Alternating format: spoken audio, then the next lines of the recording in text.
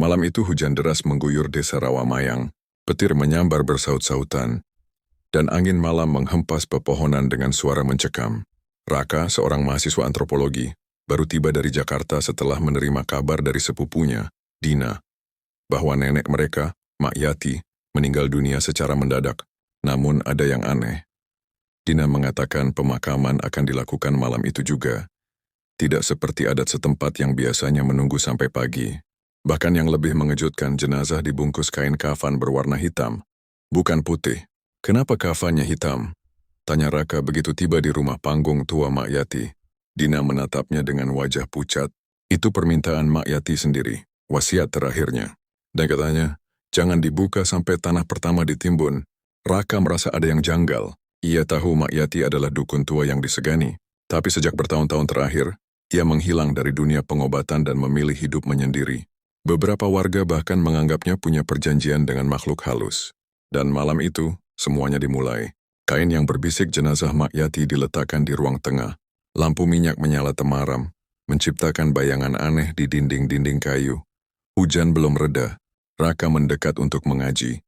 Namun matanya tak lepas dari kain kafan berwarna hitam legam yang menutupi seluruh tubuh neneknya. Lalu ia mendengar sesuatu bisikan. Samar tapi jelas, Raka. Ia menoleh. Semua orang sedang mengaji. Tak ada yang memanggil. Raka, jangan biarkan aku dikubur begini. Jantung Raka berdegup kencang. Ia menatap wajah tertutup kafan itu. Dan untuk sesaat ia melihat sesuatu bergerak dari dalam. Seolah ada tangan yang mencoba merobek kain kafan dari dalam. Raka! Seru Dina menggenggam lengan Raka dengan kuat. Kau juga mendengarnya ya? Mereka saling berpandangan. Tak satu pun dari mereka berani mengatakannya. Tapi mereka tahu, Mak Yati belum sepenuhnya mati. Tanah pemakaman jenazah dibawa ke pemakaman kecil di belakang rumah. Hanya keluarga dekat yang hadir saat liang lahat selesai digali. Langit tiba-tiba berhenti hujan. Sunyi angin berhenti. Bahkan suara jangkrik pun lenyap. Ketika jenazah hendak diturunkan, kain kafan itu menghitam lebih pekat, seolah menyerap cahaya di sekitarnya. Ustaz yang memimpin membaca doa dengan suara gugup. Namun saat tali diturunkan, jenazah Mak Yati bergerak. Teriakan panik terdengar. Salah satu penggali kubur lari ketakutan. Raka menatap ke dalam liang. Ia melihat kepala jenazah sedikit miring. Dan dari balik kain sepasang mata terbuka memandang lurus padanya. Lalu terdengar suara retakan tulang.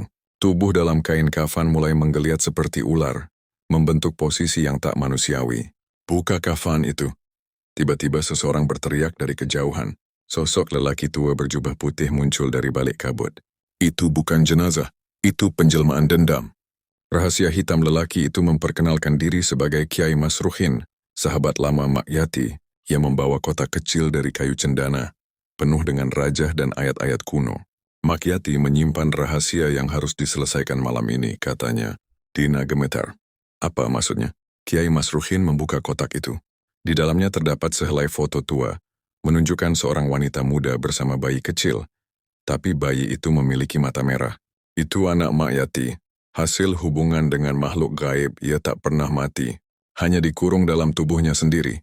Terikat oleh kafan hitam itu. Jelas Kiai Masruhin.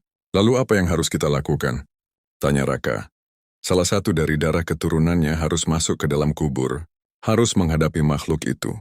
Jika tidak, roh dendam itu akan bangkit dan merasuki siapa saja. Semua menatap Raka. Ia keturunan darah langsung.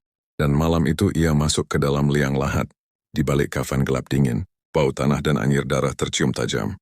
Raka merangkak mendekati tubuh Mak Yati. Kini ia bisa melihatnya lebih jelas. Kain kafan hitam itu seperti hidup.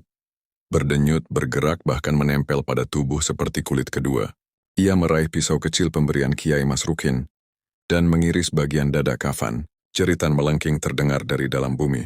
Kafan robek perlahan, dan dari dalamnya keluar sesosok tubuh anak kecil. Matanya merah, kulitnya membusuk, namun mulutnya tersenyum. Akhirnya, bebas. Raka berteriak dan menusukkan pisau ke dada sosok itu. Tanah bergetar.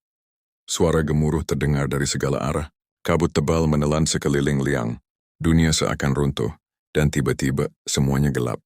Raka terbangun di kamarnya. Hari cerah, burung berkicau. Ia bangkit dengan keringat dingin. Dina duduk di sebelahnya, tersenyum. Kita berhasil, Kak. Apa yang terjadi? Kain kafan itu yang terbakar dengan sendirinya. Mayati kini sudah tenang, tapi Raka menoleh. Tapi apa? Dina menatapnya lama lalu berkata, "Kamu ingat suara anak kecil itu?" "Ya." Suara itu terdengar lagi, semalam dari balik lemari kamarmu. "Tamat?"